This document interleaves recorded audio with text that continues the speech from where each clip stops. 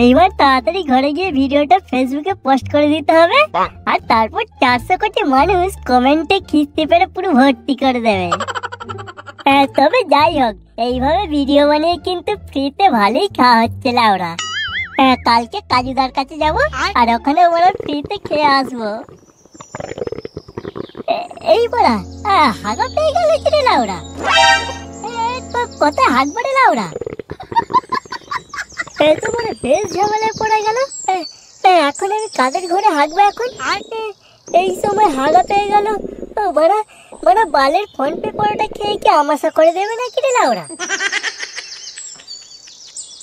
ওই তো ওই সামনের ঘরটাতে গিয়ে বলি ওদের পায়খানা করে হাগ দিয়ে দেয় কিনা।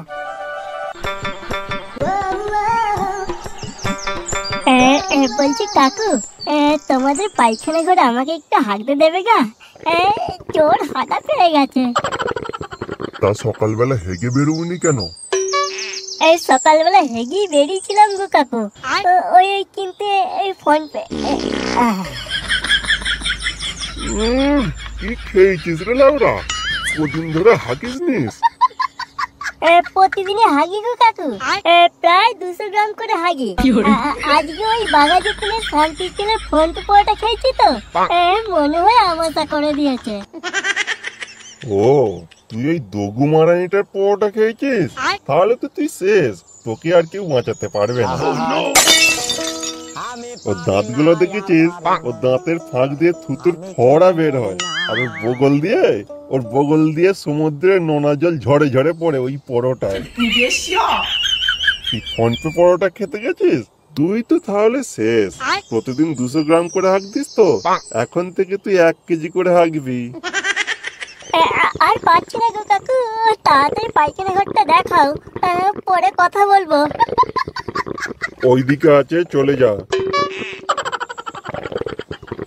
আর ভালো করে জল দিবি, পায়খানা ঘর যেন গন্ধ না ছাড়ে।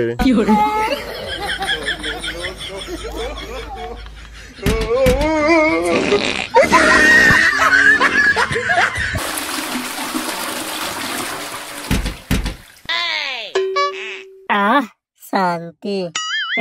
শালা শান্তির ছেলে বলে কি না, হালকা কড়া ভাজা পরোটা, গ্যাস অম্বল বুক জ্বালা সব সেরে যায়। দাঁড়া একবার তুই, শুধু আমাকে ঘরে যেতে দে লাউড়া, তারপর তোর বালের পরোটার ভালো করে রিভিউ দেবো আমি। আমার আবার হাগা পেয়ে গেছে, আমার পেট খারাপ হয়ে গেছে। ঘর যাই, ঘরে গিয়ে হাগতে হবে লাউড়া।